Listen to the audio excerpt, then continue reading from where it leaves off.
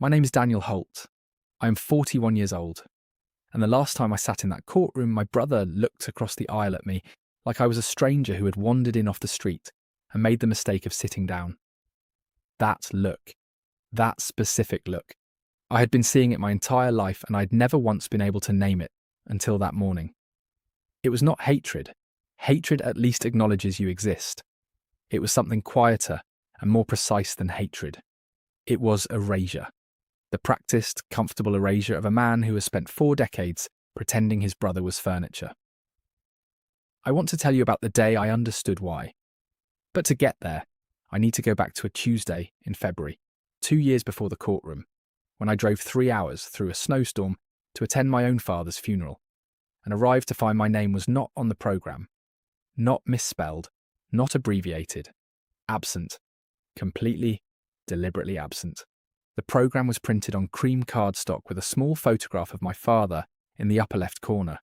It listed surviving family members in order. My mother, Margaret Holt. My brother, Carson Holt. My sister-in-law, Diane. My nephew, James.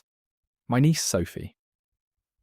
The list ended there, 8 words that accounted for every person my father had apparently decided to leave behind.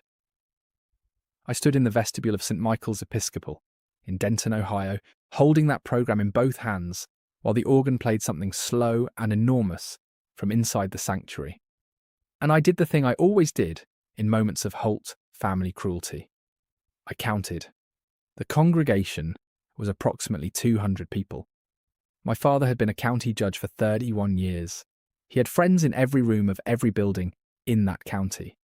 I knew maybe 40 of the 200 faces. The other 160 were his people. His world. The world he had built that had never, in any conversation I could remember, included a seat with my name on it. I sat in the 3rd pew from the back, alone. My mother didn't turn around. Carson sat in the front row with his arm around Diane, and he did not turn around either. The eulogist, a man named Philip Straw, who had clerked for my father in 1987 and had apparently never stopped being grateful for it, spoke for 22 minutes. He mentioned Carson 4 times by name. He mentioned my mother 7 times. He mentioned me once, and his other son, in a dependent clause. Before moving immediately to a story about a fishing trip my father and Carson had taken in Montana in 2004. I had not been invited to Montana. I had not been told about Montana. I found out about Montana the following Christmas when Carson showed everyone a framed photograph of the 2 of them on a riverbank. My father was laughing with his whole face, in a way I had genuinely never seen him laugh in my presence. I drove home after the burial in the same snowstorm I had driven through to get there. I did not speak to my mother or Carson at the reception. My mother had looked at me once across the room, started to say something, and then turned to accept a casserole dish from a neighbour instead. Carson had shaken hands with 40 people and made eye contact with none of them that happened to be mine. On the drive back to Columbus, I called my wife Sandra. I told her what the programme had said. She was quiet for a long time. Dan, she finally said, you need to stop waiting for them to explain themselves. They are not going to explain themselves. She was right. She had been right for 15 years. I had not listened for 15 years because somewhere in the back of my mind, I had been carrying the belief that a family, even a broken one, eventually arrives at the moment it decides to repair itself. That belief died in the 3rd pew of St. Michael's Episcopal on a Tuesday in February. It died quietly with no eulogy, and I was the only one who noticed. Here is what I knew about my childhood in 40 words. My father was a judge. My mother organised the County Historical Society. Carson was 3 years older than me and had our father's jaw and our mother's instinct for social architecture. I was the 2nd son. That was the full extent of my official biography inside the Holt household.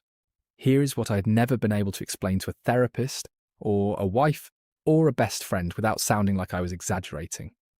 I had been raised in the same house as my family the way a lamp is raised in a room. Present. Useful on occasion. Never once the subject of the conversation. I was not beaten. I was not starved. I was not locked in closets or screamed at in supermarkets. What I was from approximately the age of 6 onward was simply beside the point. My father attended every one of Carson's baseball games, and I know this because I attended several of them myself, sitting 3 rows behind my parents, never once asked to sit with them. He attended 0 of my track meets. Not one. I ran the 400 metres at the state junior championship when I was 16 and broke a school record that had stood for 11 years, and my father found out about it from the local newspaper, which he read. And when I came home that evening, he was at his desk and he said, without looking up, "Saw the paper." That was the complete sentence. Saw the paper. Then he turned a page. I graduated from Ohio State with a degree in civil engineering. I built a career at a mid-sized firm in Columbus. I married Sandra Kellerman in 2006, a woman who had grown up in a family where people actually looked at each other across dinner tables and who had therefore spent the entirety of our marriage gently astonished by mine. We had a daughter, Nora, who was 12 by the time my father died and who had met her grandfather 11 times in her entire life. 11. I had counted. Carson had become a real estate developer in Denton. He had stayed close. He had lunch with my father every Thursday at a place called Millstone Grill, where my father had his own table. I know this because my father mentioned it once in a phone call in 2017, not to tell me about it, but as background noise, the way you mention a standing appointment to explain why you can't talk long. After the funeral, after February, I went back to Columbus and I went back to work and I did what I had always done. I continued to exist in the margins of my own family story. And then, in April, 2 months after the burial, I received a certified letter from an attorney named Gerald Purcell in Denton, Ohio. The letter informed me that my father, the Honourable Raymond A. Holt, retired, had left a last will and testament dated March of 2019. The estate included the family home on Clearwater Drive, appraised at $840,000, a brokerage account, a retirement account, a private collection of first edition legal text, valued by an independent appraiser at approximately $60,000, and a trust that had been established in 1998 and had been accumulating since then. The letter further informed me that under the terms of the will, the entirety of the estate, all assets, all accounts, all property, had been left to Carson Raymond Holt, named sole heir and executor. I was mentioned in the will in one line, one sentence near the bottom of the 3rd page. To my son Daniel Marcus Holt, I leave nothing, as I am satisfied that he has the means to support himself. I read that sentence 4 times. I am satisfied that he has the means to support himself. I set the letter on the kitchen table. Sandra came in from the living room, read my face and picked it up without asking. I watched her read it. I watched her read it again. "Dan," she said. "I know," I said. "I want to be clear about what I felt in that moment. I want to be honest about it because it matters for everything that comes after. I did not feel rage. I felt something older and quieter than rage. I felt the specific grief of a person who has spent 41 years arguing with himself that he was imagining things, that the family was simply reserved, that the distance was cultural and not intentional, and who has just been handed, in certified mail, the legal document that proves the distance was a decision. My father had sat in his study in March of 2019 with a sound mind. The will said so. The attorney had signed off on it.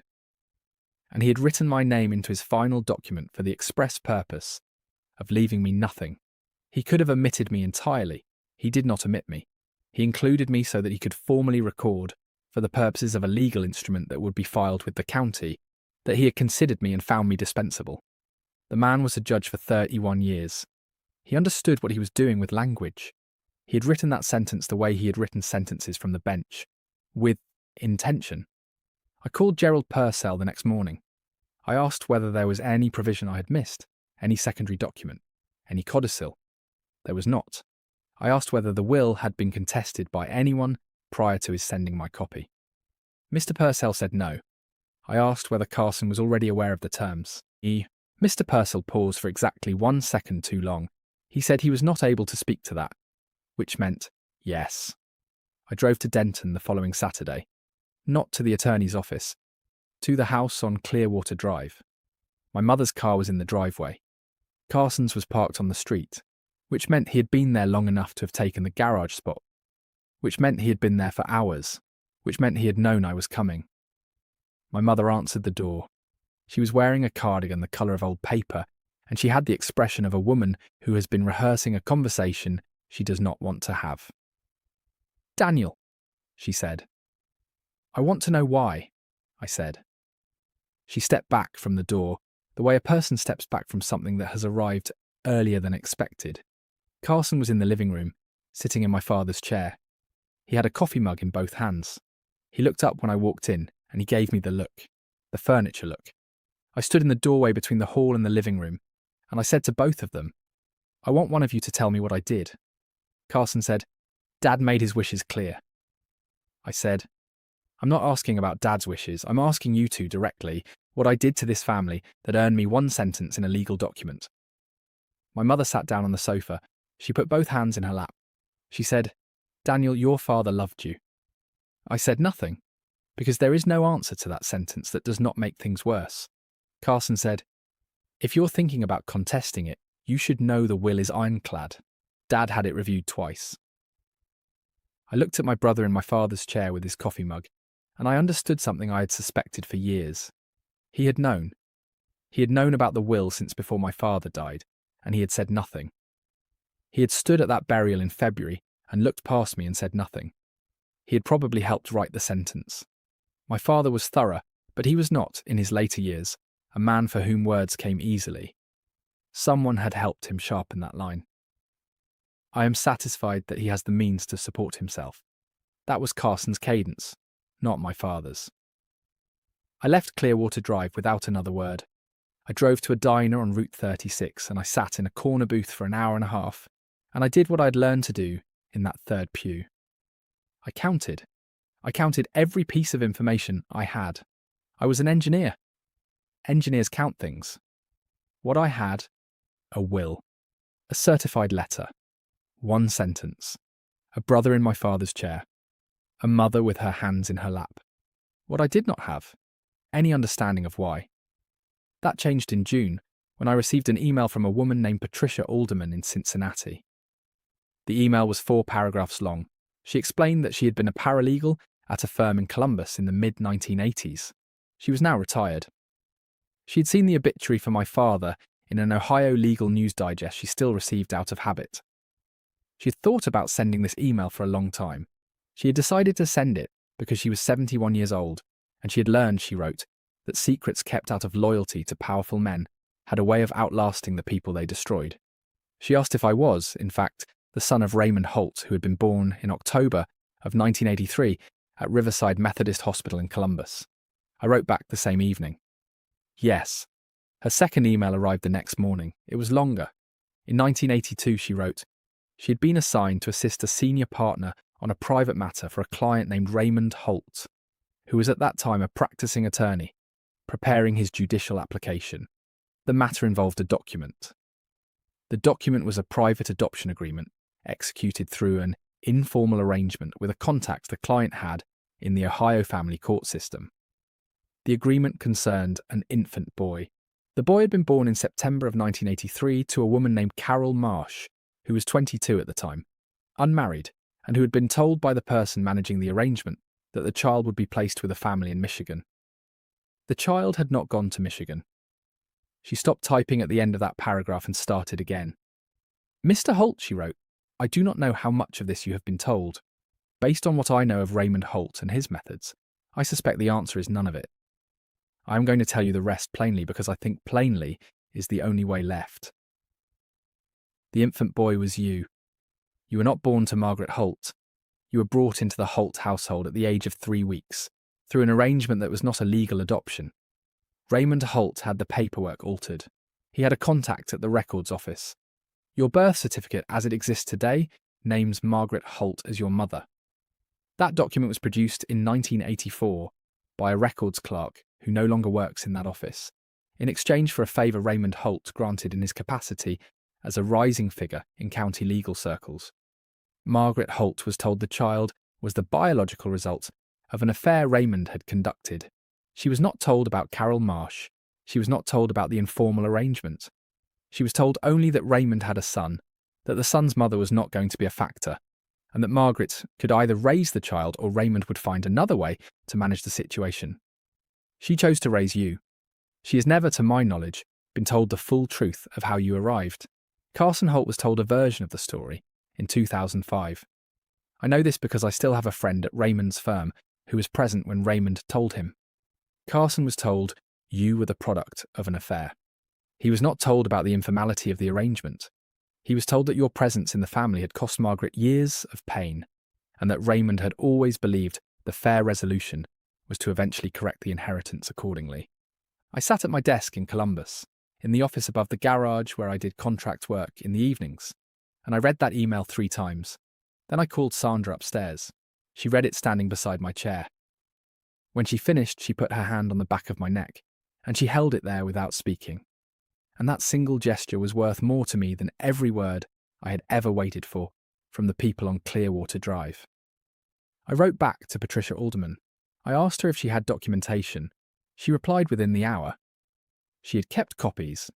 She had kept them for 38 years in a fireproof box in her basement in Cincinnati.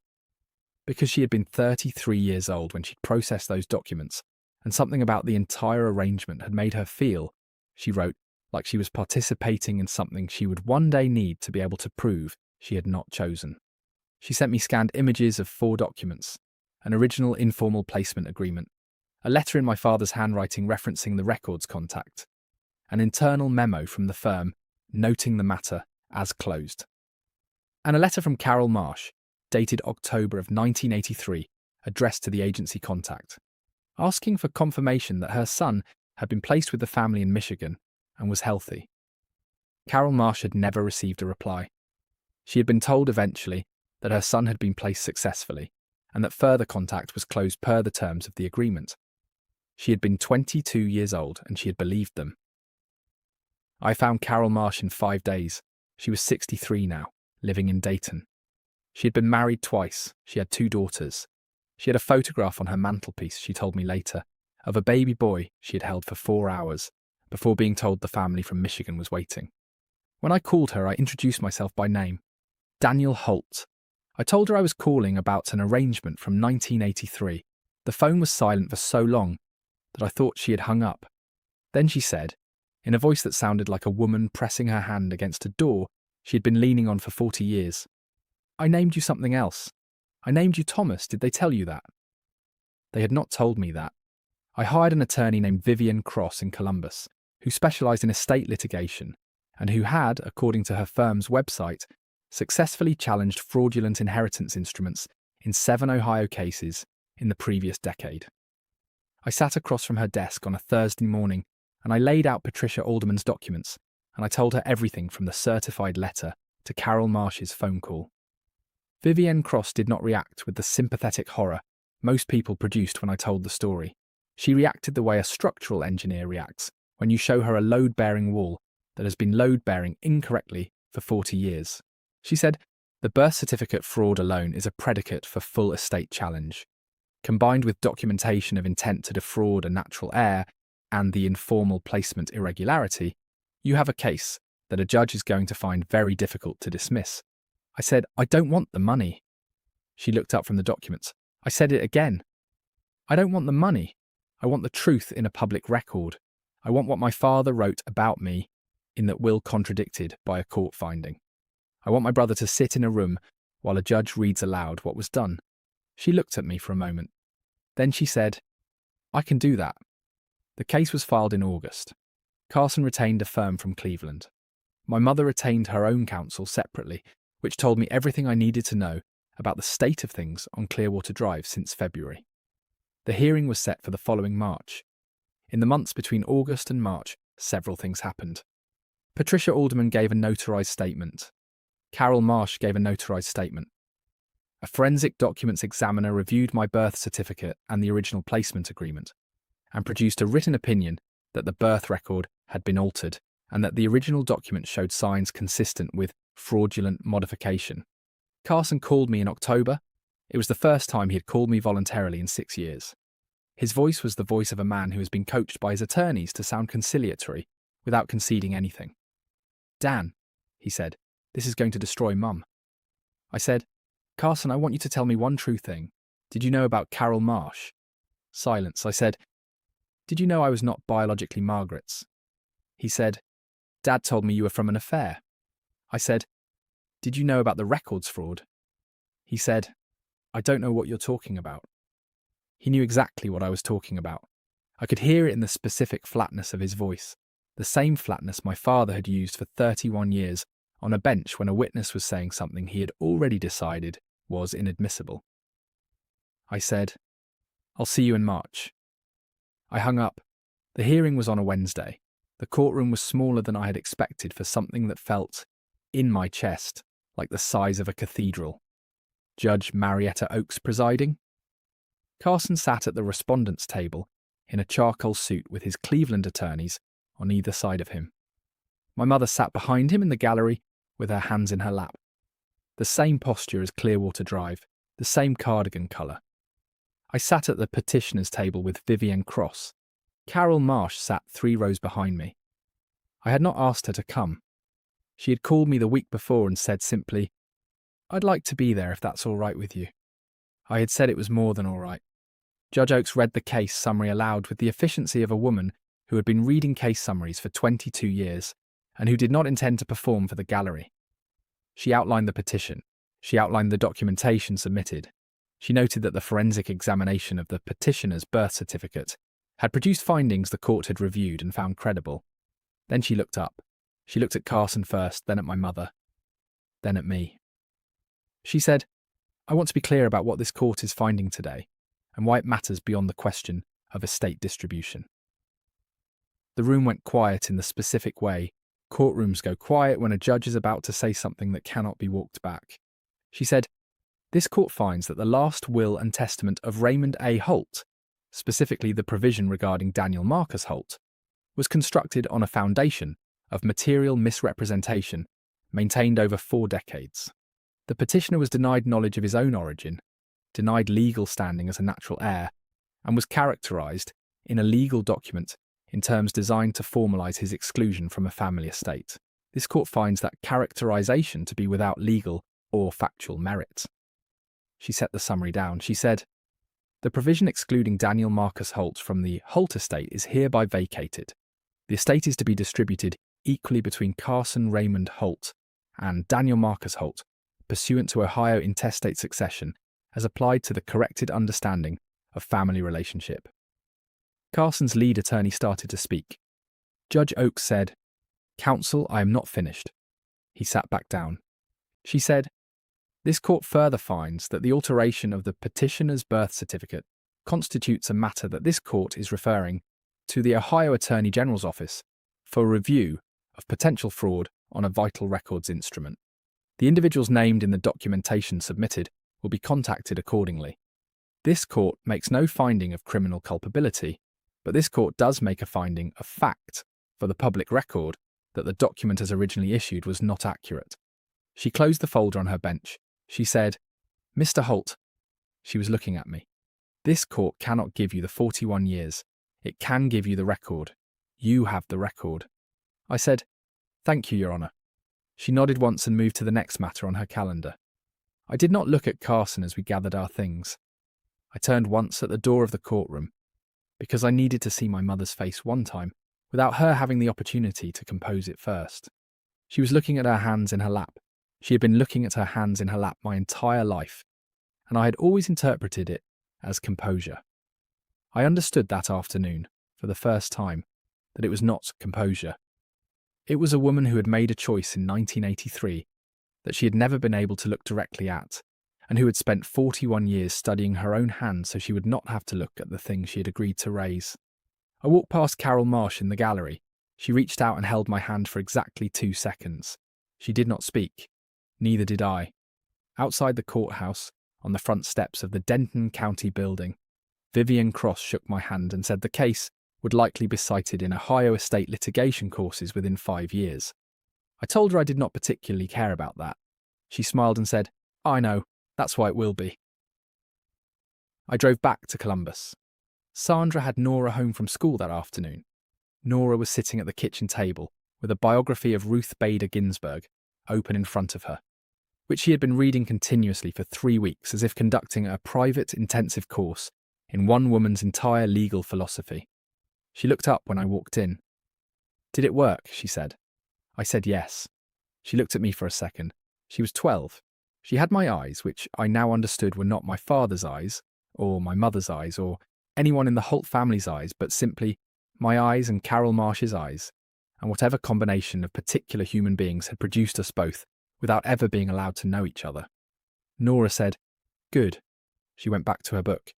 I sat down across the table from her, and I opened my laptop, and I wrote an email to Carol Marsh. I wrote it in one draft, which was unusual for me. But the sentences came the way sentences come, when they have been waiting a long time to be written. I told her I would like to meet again, not to discuss the case, not to discuss my father or documents or anything that had happened in a courtroom. I told her I wanted to hear about Dayton, about her daughters, about what she had done with the 41 years we had not been allowed to spend in each other's company. I told her I still did not know what to call her, and that I suspected it would take time to figure that out, and that I was not in any hurry because for the first time in my life, I was not operating on someone else's timeline. I told her I'd found out recently that she had named me Thomas.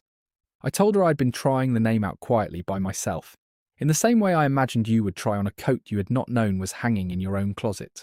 I told her I was not ready to change anything on any document, but I wanted her to know that the name she had given me in a hospital room in Columbus in October of 1983 was not lost, it was just late arriving. I hit send. Outside the kitchen window, it was March. And in Columbus in March, the light comes back before you remember you were waiting for it. Nora turned a page. The house was warm and quiet in the specific way of a house where people have decided to stay. My name is Daniel Holt. I am 41 years old. I was raised in a family that wrote me into the margins and signed their names to the erasure. I was handed in the mail the legal document that made the erasure official. I drove through a snowstorm to a funeral where I sat 3 rows from the back. I am the second son. I was always, in that house, the second son. But I was somebody's first, and she's been waiting in Dayton for 41 years with a photograph on her mantelpiece for me to figure that out.